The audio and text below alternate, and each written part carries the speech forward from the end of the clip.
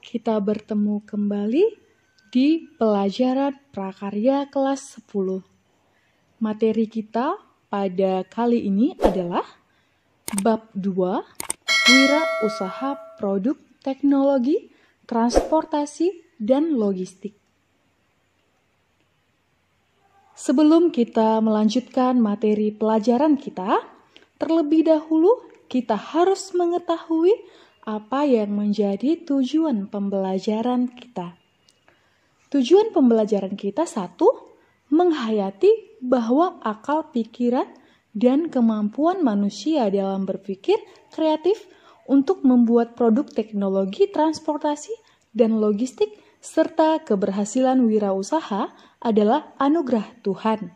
2, menghayati perilaku jujur, percaya diri dan mandiri, serta sikap bekerja sama, gotong royong, bertoleransi, disiplin, bertanggung jawab, kreatif, dan inovatif dalam membuat produk, teknologi, transportasi, dan logistik guna membangun semangat usaha. 3, mendesain, membuat, dan mengemas produk teknologi, transportasi, dan logistik berdasarkan identifikasi kebutuhan sumber daya teknologi dan prosedur berkarya. 4, mempresentasikan dan memasarkan produk teknologi transportasi dan logistik dengan perilaku jujur dan percaya diri. 5, melakukan evaluasi pembelajaran wirausaha, produk teknologi transportasi dan logistik. Materi pembelajaran kita adalah analisa peluang usaha, sumber daya yang dibutuhkan, administrasi dan pemasaran, komponen perencanaan usaha, produk teknologi, transportasi dan logistik, langkah-langkah penyusunan perencanaan usaha. Perencanaan usaha produk teknologi, transportasi, dan logistik. Transportasi adalah proses perpindahan orang atau barang dari satu tempat ke tempat lainnya. Pada masa awal peradaban manusia menggunakan cara paling sederhana untuk transportasi jarak jauh.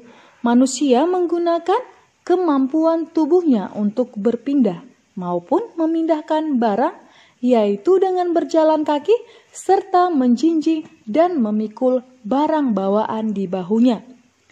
Transportasi secara prinsip adalah proses perpindahan orang atau barang. Perpindahan dapat menempuh jarak yang dekat, sedang, maupun jauh. Pada perpindahan jarak pendek, manusia dapat menempuhnya dengan berjalan, sedangkan barang tidak dapat berjalan sendiri. Pergerakan pada jarak yang pendek, manusia dapat bergerak sendiri dari satu titik ke titik lainnya. Berbeda dengan barang, sedekat apapun jaraknya, dibutuhkan sarana transportasi yang dapat membantu perpindahan barang dari satu tempat ke tempat lainnya. Pada masa awal peradaban manusia menggunakan cara paling sederhana untuk transportasi jarak jauh. Manusia menggunakan kemampuan tubuhnya untuk perpindahan maupun memindahkan barang, yaitu dengan berjalan kaki serta menjinjing dan memikul barang bawaannya di bahunya. Cara bawa tersebut hanya dapat digunakan untuk membawa barang yang tidak terlalu berat. Pada masa itu, barang utama yang dibawa adalah hewan buruan. Hewan buruan yang lebih berat dibawa dengan cara mengikatkan kaki hewan pada sebatang kayu. Kemudian, batang kayu tersebut dipikul oleh 2 orang. Cara lain adalah dengan menggunakan batang-batang kayu untuk meletakkan barang bawaan dan menarik batang kayu tersebut. Kemudian, manusia mulai menggunakan tenaga hewan untuk alat transportasi darat seperti contoh gambar di sebelah ini. Ini adalah contoh gambar manusia mulai menggunakan tenaga hewan untuk alat transportasi darat. Teknologi layar pada 3100 tahun sebelum Masehi dan penemuan teknologi sambungan kayu. Diikuti penemuan-penemuan baru seperti teknologi pembuatan jalan dan kanal laut, teknologi balon udara, teknologi mesin uap, rel kereta api, pesawat udara, dan berbagai penemuan lainnya seperti gambar di samping ini. Ini adalah pesawat terbang untuk transportasi udara. Perkembangan peradaban menuntun manusia untuk terus memanfaatkan pikiran kreatifnya dalam membuat berbagai alat transportasi yang sesuai dengan kebutuhan dan ketersediaan bahan di sekitarnya. Pada masa lalu, untuk mengarungi sungai, bangsa Mesir membuat perahu yang terbuat dari batang tumbuhan papirus, sementara bangsa yang hidup di hutan tropis membuat perahu dari batang pohon kayu keras, dan bangsa-bangsa di wilayah Asia menggunakan bambu untuk membuat rakit seperti gambar di samping ini. Ini adalah gambar rakit untuk transportasi di air.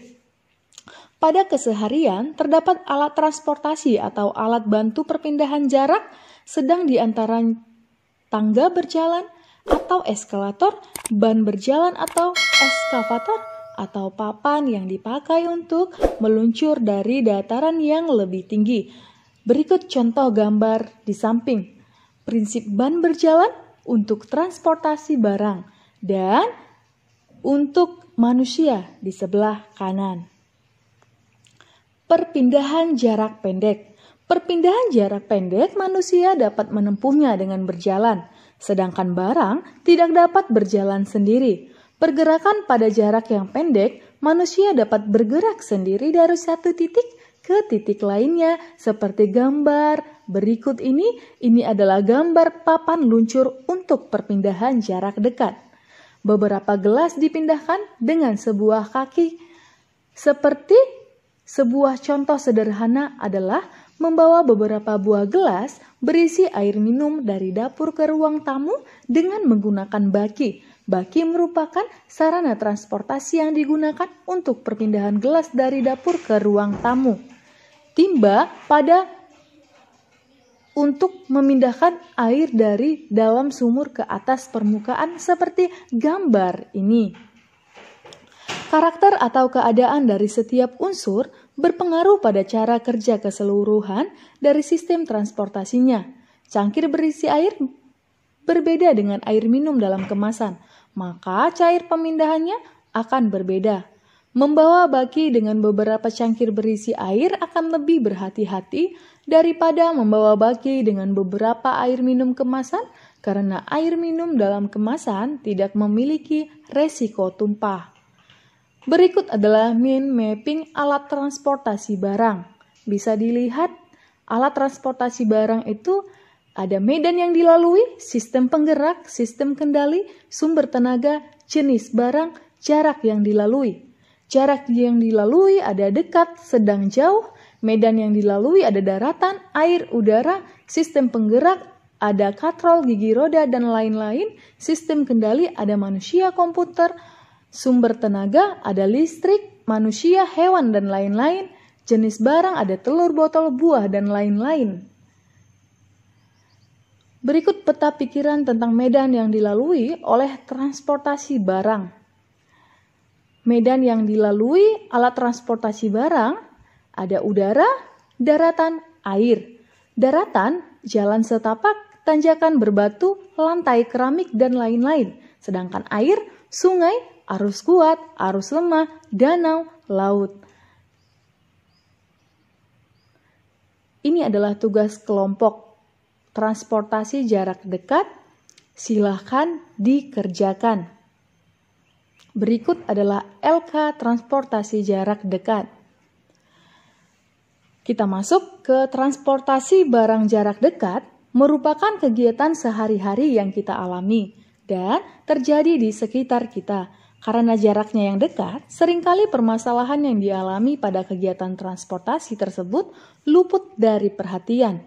Kegiatan transportasi barang jarak sedang dan jarak jauh pada umumnya berkaitan dengan kegiatan yang disebut logistik. Logistik adalah proses perencanaan, pelaksanaan, pengawasan, dan transportasi dan penyimpanan yang efektif dan efisien. Kegiatan logistik yang utama adalah penyimpanan dan transportasi. Maka dapat dipahami bahwa transportasi adalah bagian dari kegiatan logistik. Berikut adalah kegiatan logistik seperti gambar di bawah ini. Ini adalah transportasi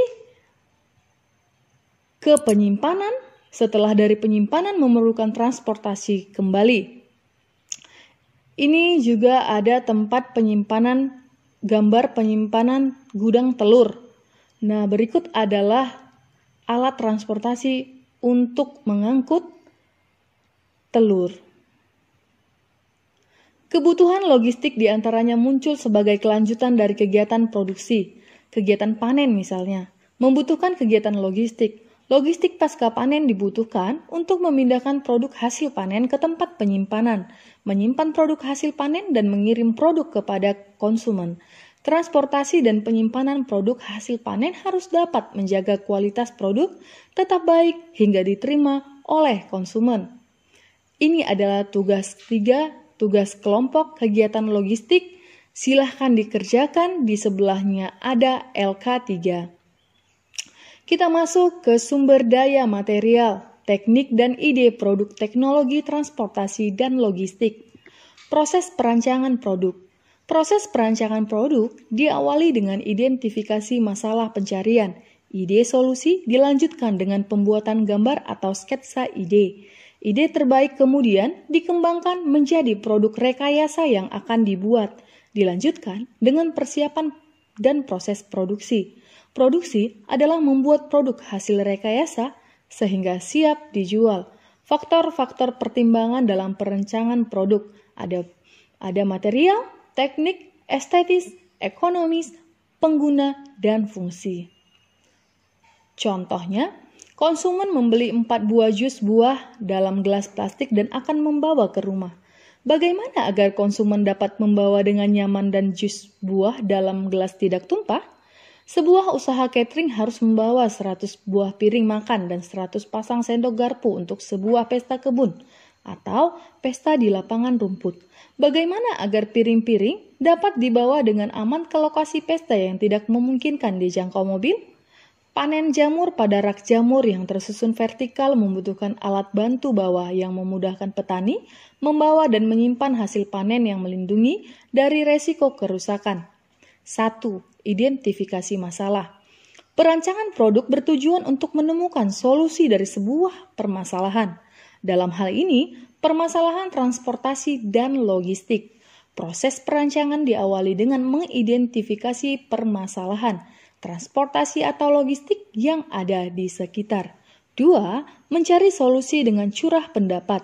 Langkah selanjutnya adalah mencari ide sebagai solusi dari masalah tersebut. Cara yang dapat dilakukan adalah melalui curah pendapat atau brainstorming yang dilakukan dalam kelompok. Ide meliputi bentuk dan ukuran wadah atau tempat barang, sumber tenaga dan kendali yang digunakan, sistem mekanik yang dapat digunakan, dan lain-lain. Atau gambar ide sketsa untuk masalah gelas jus, piring, catering, panen jamur. Ini adalah contoh sketsanya. Gambar pertama adalah contoh sketsa ide untuk produk membawa gelas jus. Bisa dilihat, gambar kedua adalah contoh sketsa ide pembawa piring dengan kereta. Gambar selanjutnya adalah contoh sketsa ide untuk pembawa dengan tenaga manusia. Gambar selanjutnya contoh sketsa ide untuk keranjang panen jamur. Rasionalisasi. Rasionalisasi adalah proses mengevaluasi ide-ide yang muncul dengan pertimbangan-pertimbangan teknis. Di antaranya, bagaimana cara menggunakan produk tersebut?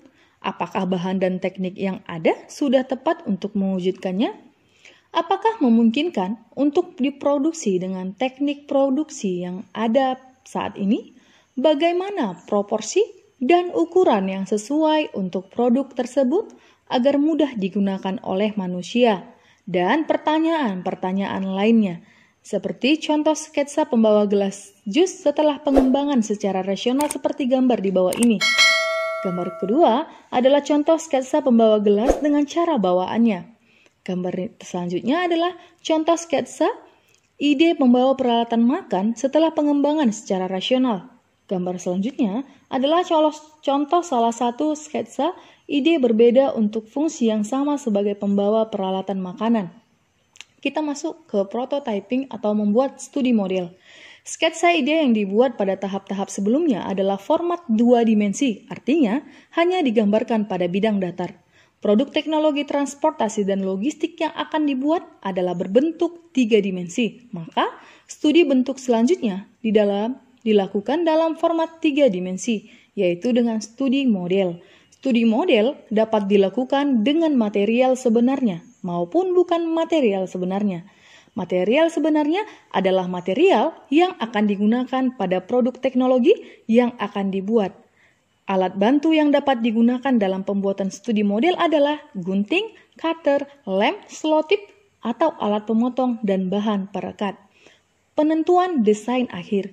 Penentuan desain akhir dapat dilakukan melalui diskusi atau evaluasi. Proses evaluasi menghasilkan umpan balik yang bermanfaat dalam menentukan desain akhir yang terpilih. Ini ada tugas kelompok. Silakan dikerjakan pengembangan desain produk teknologi, transportasi, dan logistik. Penghitungan biaya produksi. Produk teknologi, transportasi, dan logistik. Biaya produksi adalah biaya-biaya yang harus dikeluarkan untuk terjadinya produksi barang. Unsur biaya produksi adalah biaya bahan baku, biaya tenaga kerja, dan biaya overhead. Biaya yang termasuk ke dalam overhead adalah biaya listrik, bahan bakar minyak, dan biaya-biaya lain yang dikeluarkan untuk mendukung proses produksi. Biaya pembelian bahan bakar minyak, sabun pembersih untuk membersihkan bahan baku, dan lain-lain. Perhitungan biaya produksi produk teknologi, transportasi, dan logistik. Ini adalah contoh metode penghitungan biaya produksi adalah seperti pada tabel. Bisa dilihat ada elemen harga pokok, biaya total, biaya persatuan. Pemasaran langsung, produk teknologi, transportasi, dan logistik. Pemasaran langsung adalah promosi dan penjualan yang dilakukan langsung kepada konsumen tanpa melalui toko. Penjualan langsung merupakan hasil dari promosi langsung yang dilakukan oleh penjual terhadap pembeli. Pemasaran produk teknologi pada umumnya harus menjelaskan cara kerja dan petunjuk teknis menggunakan produk tersebut. Penjelasan dapat dilakukan dengan bantuan gambar atau buku petunjuk maupun dengan langsung mempraktekkan cara penggunaan produk kepada konsumen. Sistem penjualan langsung dapat berupa penjualan satu tingkat atau single level marketing atau multi tingkat. Penjualan satu tingkat merupakan cara yang paling sederhana untuk menjual produk secara langsung. Wirausahawan langsung memasarkan dan menjual kepada konsumen tanpa membutuhkan toko atau pramuniaga. Pemasaran produk rekayasa dapat dilakukan dengan cara pemesanan. Konsumen dapat melihat, mengenali, dan mencoba contoh produk serta memesannya. Produk rekayasa akan diproduksi berdasarkan pesanan dan dikirimkan kepada konsumen sesuai waktu yang dijanjikan. Level marketing produk perusahaan memiliki usaha di bidang penjualan langsung atau direct selling. Baik yang menggunakan single level maupun multi level marketing wajib memiliki surat izin usaha penjualan langsung yang dikeluarkan oleh BKPM sesuai dengan Peraturan Menteri Perdagangan Nomor 32 Tahun 2008. Ini adalah gambar kegiatan peserta didik mempresentasikan produk dan melakukan penjualan langsung. Silahkan dilakukan evaluasi kegiatan pembelajaran wirausaha teknologi transportasi dan logistik, evaluasi diri semester 1, evaluasi diri pada akhir semester 1 terdiri atas evaluasi individu dan evaluasi kelompok. Evaluasi individu dapat dibuat untuk mengetahui sejauh mana efektivitas pembelajaran terhadap setiap peserta didik. Evaluasi individu meliputi evaluasi sikap, pengetahuan, dan keterampilan. Evaluasi kelompok untuk mengetahui interaksi dalam kelompok yang terjadi dalam kelompok. Kaitannya dengan pencapaian tujuan pembelajaran di awal tadi. Maka silahkan lakukan seperti gambar ini, kegiatan peserta didik mempresentasikan produk dan melakukan penjualan barang. Sekian pembelajaran kita kali ini. Terima kasih, silahkan di like, komen, subscribe, dan jangan lupa di-share. Silahkan di komentar dengan komentar yang positif karena ini adalah wadah kita, tempat kita untuk belajar. Terima kasih.